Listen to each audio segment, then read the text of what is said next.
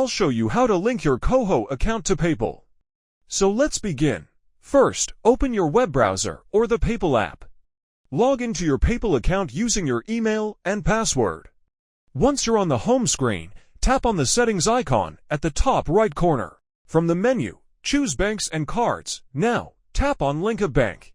Here, you need to enter your Koho banking details. Open your Koho app. From the home screen, tap on Add Funds.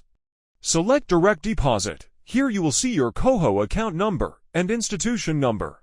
Go back to PayPal and fill in the account number, transit number, and institution number exactly as shown in Koho. Double-check to make sure there are no mistakes. Tap Link Bank Account. PayPal may send to small deposit amounts to your Koho account for verification. Wait 1 to 2 business days. Once you receive the deposits in Koho, open PayPal again. Go to Banks and Cards and choose your Koho account. Enter the exact deposit amounts to confirm ownership. And that's it. Your Koho account is now linked to PayPal. Thanks for watching.